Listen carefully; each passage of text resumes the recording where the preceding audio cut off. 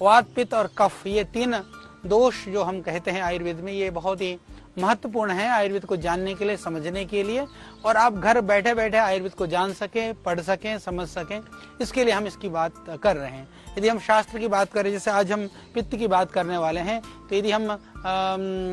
आयुर्वेद की शास्त्र की बात करें तो कहते हैं तपति इति पित्तम, यानी कि जो तत्व जो है शरीर के अंदर में ताप यानी दाह, गर्मी, उष्णता उत्पन्न करता है, वो पित्त कहलाता है। यानी जिससे शरीर में जितने भी जो उष्णता यानी कि जो गर्माहट है, उसका जो कारण है वह पित्त है। तो इसीलिए ये शरीर में उत्पन्न होने वाले जितने भी जो पाचक रस है, जिसको एंजाइम्स बोलते हैं, और जो हार्मोन्स होते हैं, ये जो जितने भी एंजाइम्स और हार्मोन्स का जो कंट्रोल करने का काम है, जो नियमन करने का काम है, वो निश्चित रूप से पित्त करता है।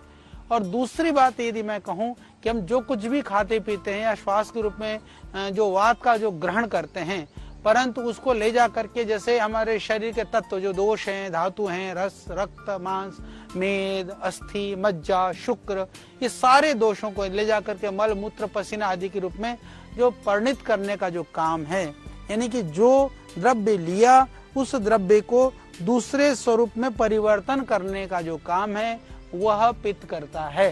यानी कि जो चलाने का काम तो वायु करता है, चलाने का काम तो वायु कर रहा है, चलते हुए उसको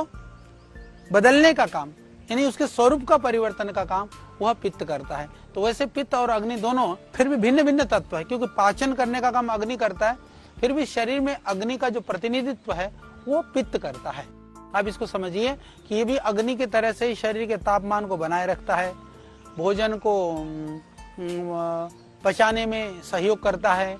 रक्त, त्वचा आदि का जो उसके अंदर जो तेज है, कलर है, वर्ण है, वो उसको जो है वो वर्णन प्रदान करता है। और इसी तरह से जो रूप का ग्रहण है, जो प्रकाशन है, ये एक तरह से कहें तो हृदय में जो श्लेष्मा है जो इकट्ठा होता है, उस कफ को भी वो दूर करता है। और जो शरीर के अंदर त्वचा के अंदर जो स्निग्धता है, वह भी पित्त की वजह से ही होता है। इसके अतिरिक्त मैं कहूँ कि जैसे जो मानसिक जो कार्य हैं, जहाँ जैसे मेधा की बात है, बुद्धि की, शौर्य है, साहस है, हर्ष है, जितने भी जो मानसिक सामर्थ्य है, तो उन सब का संचालन भी ये पित्त की वजह से होता है।